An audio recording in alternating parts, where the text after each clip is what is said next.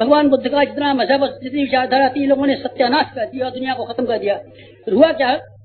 हुआ ये कि जैसे आप तिब्बत में जाइए, अहिंसा का धर्म पालन करने वाले, अहिंसा सारा तिब्बत बौद्ध धर्म का, बौद्धों का देश है, और वहाँ अहिंसा पाली जाती है। लेकिन मांस तक खाते, तो मांस खाते हैं और अहिंसा पालन करते हैं। ये क्या मतलब? बेटे बेटे हत्या नहीं करते।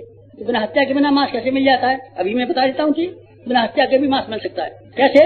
देखो, वो बकरी का बांध देते हैं मुंह, चिल्लाती नहीं है, चिल्लाएगी नहीं तो कैसे हत्या हुई?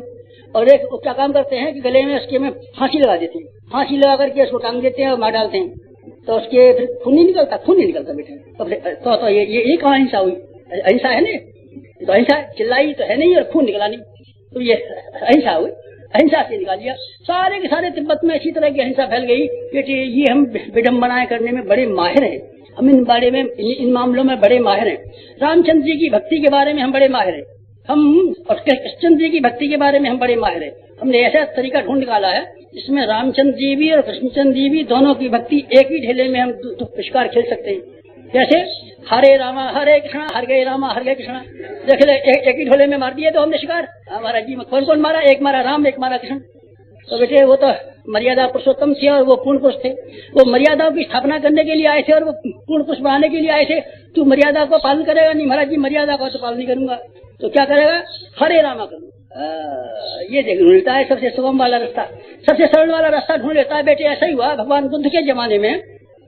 बुद्ध के जमाने में जो अहिंसा वाला रास्ता रह गया, बस सब लोगों ने हथियार फेंक दिए, अहिंसा करेंगे और जब करेंगे, अहिंसा करेंगे जब करेंगे। ये परिणाम ये हुआ कि 1500 आदमी मध्य एशिया से आए और 1500 आदमियों ने सारे हिंदुस्तान पर एक के बाद एक कब्जा करते चले गए। 80 वर्ष के अंदर सारे हिंदुस्तान को पैरों के तरीके से रोज के फेंक दिया 1500 डाकुओं ने।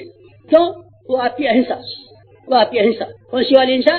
जिसमें डाकुओं को छूट, दुष्टों को छूट, बेईमानों को छूट, अत्याचारियों को छूट, सबको छूट। ये बेटे थी अहिंसा, जिसने हिंदुस्तान के लिए वो शाप दिया कि जिसकी भीतर हम 1000 वर्षों तक गुलामी के बंधनों में जकड़े पड़े रहे। फिर वो हमारी अहिंसा का चमत्कार देखिए। अहिंसा का चमत्कार, हिंदुस्तान को 1000 वर्ष के लिए गुलाम बना दिया और हिंदुस्तान से वही